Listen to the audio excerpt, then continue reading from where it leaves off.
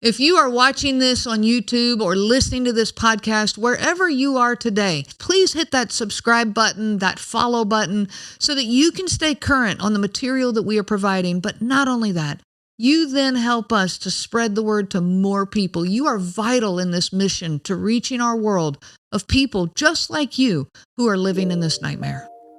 Welcome to the Covert Narcissism Podcast. I'm your host, Renee Swanson. Covert narcissism is so messed up. It's so twisted that you feel like you're going insane just trying to get a grasp on what's going on. It's so hard to pinpoint and it's impossible to describe. You cannot possibly explain it to anyone who has never experienced it themselves. And trying to makes you sound crazy, even to yourself. So now you question your own sanity. It's mind-boggling and exhausting. Many victims collapse into a pile of nothing and just give up. And I don't blame them. I've been there. I've been there many times. I've been that pile on the floor. I know that pain firsthand. The covert narcissist is a master at appearing innocent, kind, compassionate, generous, sincere, benevolent, and so much more. To the world, they look not only normal, but even better. They could convince Mother Teresa that they are the perfect spouse. Yet underneath that, in the most subtle of ways, they treat people with contempt, disregard, hatred, condescension, disdain, antipathy, and so much more. I felt like 1 minute I understood. I got it. Like I had it. Okay, this is what's going on. And the very next minute that was gone. It was like I was trying to grasp the wind when I was trying to understand what was going on here. 1 minute it made sense. And the next minute I had no idea. If I was struggling this much to understand it, how in the world could I expect my friends to understand it? Well, if it is that hard to get a hold of, then why do we try so hard to understand? Why do we research like crazy? Googling, reading, listening, watching. I didn't work this hard when I was in school, and I was a dedicated student. But this I was absorbing 24 hours a day, 7 days a week, trying so hard to figure out what was going on and why. I'm Renee Swanson, your host of the Covert Narcissism Podcast. Thank you for joining me and thousands of other victims right here as we grow and learn together. Now, I want to give you an analogy that just actually recently occurred to me. I was headed to bed a few nights ago, and my stomach was feeling quite upset. My stomach was upset. I was a little bit nauseous. Don't know why. I don't know if I'd eaten something that bothered my stomach. I don't know. But my stomach was upset, and when my stomach is nauseous, one thing that really helps is for me to rub some peppermint oil on my stomach. So I did, and I climbed into bed, and I went to sleep. Well, in the middle of the night, I woke up, and I needed to use the restroom, and so I got up, and as I'm headed to the restroom, of course, my stomach's still upset, but I noticed that my hand just felt like it was on fire. My skin was really burning. And at first, I'm not all the way awake, and I'm like, what's the matter with my hand? And then I remembered, oh yeah, that peppermint oil. I put peppermint oil on it. So yeah, no problem. That's what it is. And so I relaxed and I moved on. And was, then back to focused on my stomach that was being a problem. Well, I didn't worry that something was wrong with my hand. I didn't panic. I didn't start treating my hand and get like aloe vera or whatever. I knew what was going on, and knowing what was going on put my mind at ease. And I, went back to bed. I went back to sleep. When we have some knowledge and understanding, our mind is able to relax. As a victim of covert narcissistic abuse, your guard is up 100% of the time. You never feel safe. You never feel relaxed. You never feel like you can just let your guard down and just be you. You're always waiting and watching for that next blow up, for that next major issue that's hiding behind the door. You're defending yourself constantly, and you can even feel like you're going totally insane. Well, as you gain some understanding of what is going on, even the very first step of hearing the words covert narcissism instantly causes your mind to start to relax some. Finally, I have a word for this. I've heard that from so many victims. Finally, someone else gets it. Finally, I realize that I'm not alone and that I'm not crazy. Finally, something here makes sense.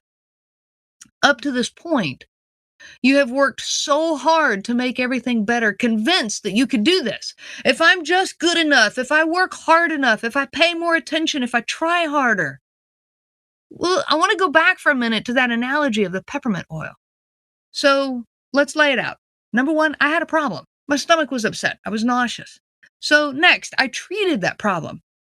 And that led to another problem, which made the skin on my hand burn, or that burning sensation. This, however, was because of the treatment that I had given to my stomach and not actually a problem. It was the natural result of touching peppermint oil. It was not a problem, and it would go away on its own. Now let's apply this same analogy to life with a covert narcissist. Step one, you have a problem. Okay, let's say that problem is, if you're living with a covert narcissist, you got lots of problems, but there's one problem. It's that person, that abuser in your life. So let's say the problem, that is immediately in front of you is he, and I'm going to say he because that's my situation. Again, I don't take it away from anyone who's living with a female covert narcissist. But let's say he raged at you because dinner wasn't ready when he got home. All right, and so he blew up at you over what should be a nothing. So the next step, you treat the problem. Well, you treat the problem by defending yourself. You start defending yourself. The kids needed my help.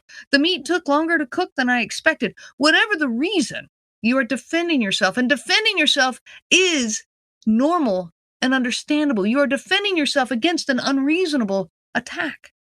But this leads to another problem. Now he's raging at you for these defenses. You always put the kids ahead of me. This is just another example. I can hear it now. You never cook the meat long enough. You're a horrible cook. Where did you learn to cook like that? The circle of defending and raging can go on for hours and hours and hours.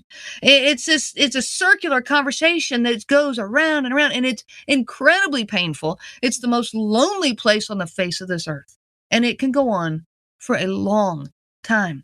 You, the victim, can easily become convinced in all of this circular, conversing that you are the problem. You should put him maybe ahead of the kids. He is your husband, or this is your wife. Maybe you should get better at timing the meals. Maybe you should learn to cook. Maybe I could take a cooking class.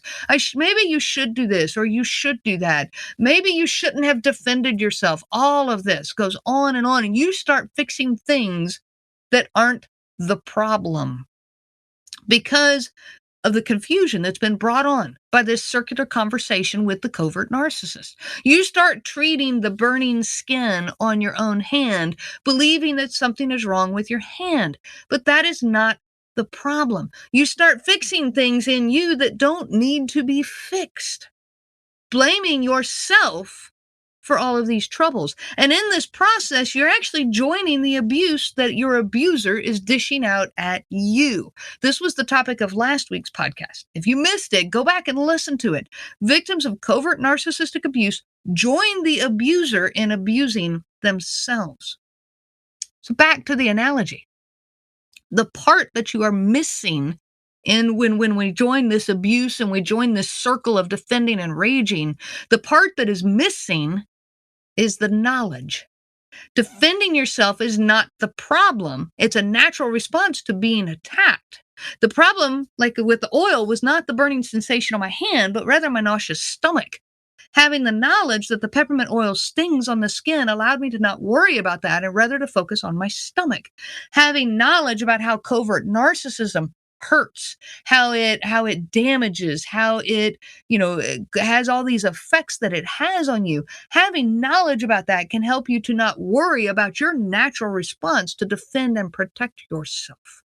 Rather, it will allow you to focus on the actual problem, the abuse of the covert narcissist. Now, they will try over and over and over to shift the focus onto you and any problem that they can muster up about you. But as your awareness and understanding grow, you can stay more focused on the true problem, which is the way that they treat you. Now, this is easier said than done. Getting a grasp on covert narcissism, like I said at the beginning, it's like trying to grab the wind. You can feel like you're trying to catch a ghost. One minute you might think, okay, I've got a good grasp on the situation. This is what's going on. This is how he's treating me. This is how I'm reacting to it. You can kind of feel like you've got it laid out. And the very next minute, that grasp is completely gone and you feel like you don't understand a single thing. It is incredibly frustrating. Why? Why? Why is it like that? Why is it so hard to get a hold of? The covert narcissist is a master at subtleness. Their attacks are not outright and in your face. They are experts at making people feel stupid, worthless, despicable, miserable, and yet all the while they come out looking like such a good person. You can even be convinced that they are a good person. You, the victim, end up on their side, convinced that they are just doing what's right for you, that they are just looking out for your best interest, that they care about you, so you have to listen to them. They must care about me, so what they're saying must be true, and maybe I need to go take a cooking class. What? They have just enough truth in what they say to convince everyone that they are right, even you, the victim, especially you, the victim. Therefore, I tell you, it is crucial to gain some knowledge and understanding of all of this. It is so easy to turn your own desire to be a good person against you. And covert narcissists are experts at this, and they will do it again and again. So what knowledge do we pursue? These are things that get pursued. What is a covert narcissist? There's checklists out there. I've got checklists on my own email list. If you're not part of that email list, go sign up now. You'll find it at covertnarcissism.com. You can join my mailing list. And when you join, you get a free checklist, a checklist of the covert narcissistic traits. You can also get it by joining our Facebook group and leaving your email there. The Facebook group is Covert Narcissism Group. So that's another place you can get it. Absolutely free. Just get in. Send me a personal email if you need to. I'll get it to you. I don't have any issues with putting it in your hands. And so what knowledge do we pursue? What is a covert narcissist? What traits do they carry? How do they interact with those closest to them? How do they talk? How do they, how do they think? How did they get created? All these things are some of the knowledge we pursue about the covert narcissist. However, you cannot only focus on knowledge about the covert narcissist. Many of us victims have spent so much time and energy focused only on the narcissist. It's time to focus on yourself. They have taken enough of your mental energy. They have taken enough of your life energy, enough of your time. You must also start to focus on yourself. So what kind of knowledge do we pursue there? What is my mind thinking? What thoughts are going through my head, and how are these thoughts affecting me? The thoughts we have, they have a major impact on our health. Physically, mentally, emotionally, spiritually, all of this, they have a major impact on us. So start paying attention, start looking, start putting your life energy into you, asking, what is my mind thinking? How about questions like, how do I feel right now? How does my body feel? What does my body need from me? That's a good one. What does my body need from me right now? How does it feel? Do I feel tension somewhere? All right, listen to your body. These are not things you can Google. I mean, you can Google ideas, yes, and I'm going to talk about some of that in just a minute. But it's not like you're Googling what is a covert narcissist. All of that kind of information you're going to get more by reading podcast or listening to podcast, reading blogs, all of this kind of stuff. But when you shift the focus onto yourself, now you need to listen to yourself. You need to listen to your body. You need to listen to your heart. You need to listen to your mind. Shut the computer off. Shut the phones off and spend some time with yourself. Victims of covert narcissism find themselves out of touch with reality. And the reasons are quite simple, and I want to explain what I mean here, but they find themselves out of touch with reality. Their reality is just simply too painful and too overwhelming. Here's a loved one, a spouse, a parent, a sibling, a loved one who is treating them with such contempt, anger, and even hatred.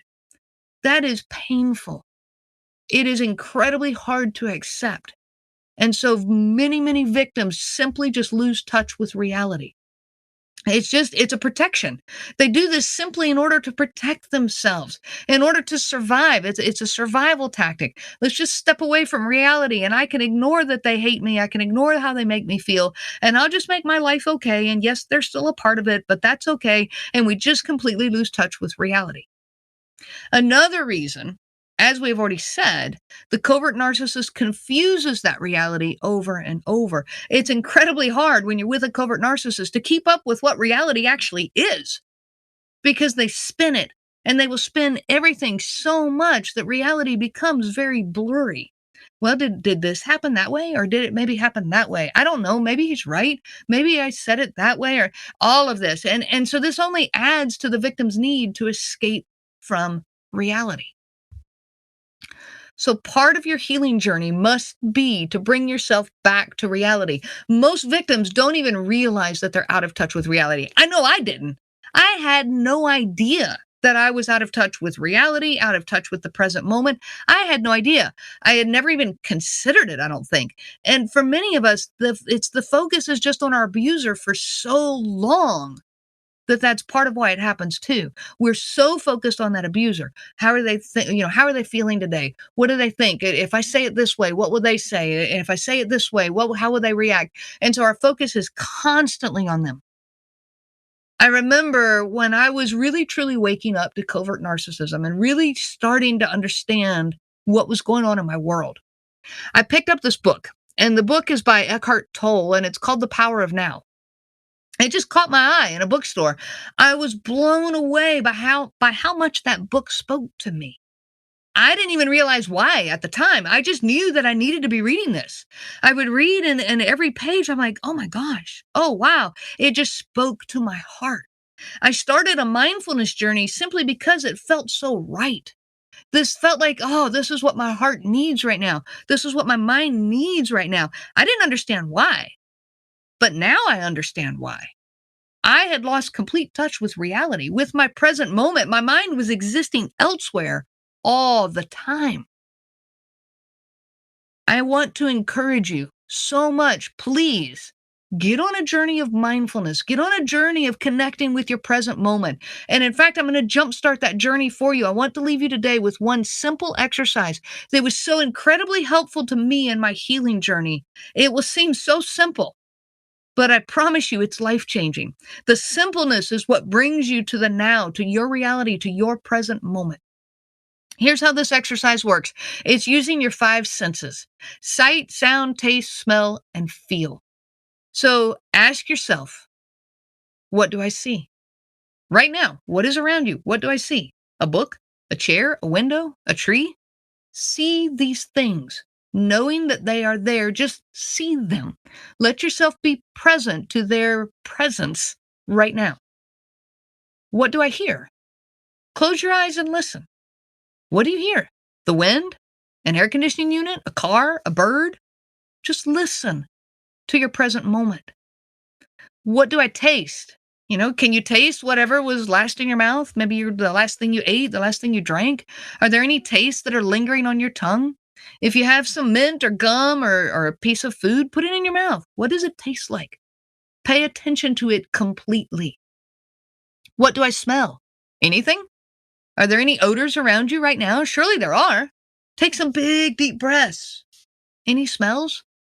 Do you have essential oils around? That's a good one. Put some in a diffuser on your hands. Smell it. What does it smell like and how does it make you feel when you smell it? And the 5th sense, what do I feel? What is your body touching right now? Do you feel your clothes? The chair that you're sitting on? The floor? Are you lying on your bed? How does it feel? Do you feel supported by what's holding you up right now? Do you feel safe and secure? Do this simple exercise, the 5 senses.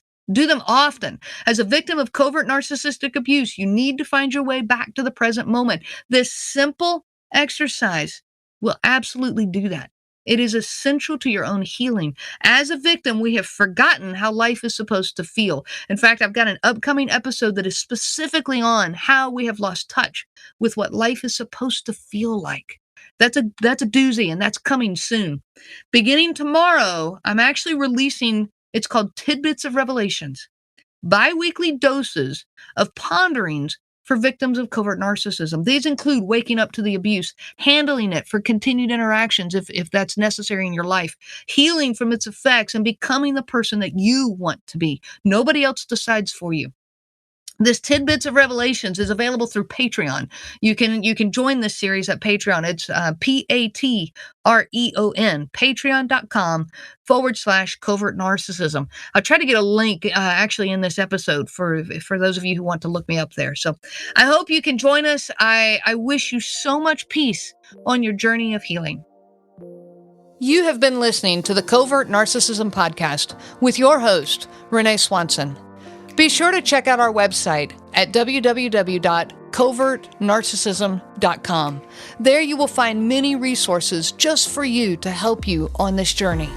You can also reach out to me by email at Renee, RENEE, at cnglifecoaching.com. Those letters are CNG as in Covert Narcissism Group. I do look forward to hearing from you. I wish you so much peace on your journey of healing. The information provided by Renee Swanson and the Covert Narcissism Podcast is for educational purposes only and is not to be used for diagnosis purposes and not intended to be a substitute for clinical care. Please consult a healthcare provider for guidance specific to your case. This material discusses narcissism in general. It does not claim that any specific person has narcissism and should not be used to refer to any specific person as having narcissism. Permission is not granted to link to or repost this material to support an allegation or a claim that any specific person is a narcissist. That would be an unauthorized misuse of the material and information provided.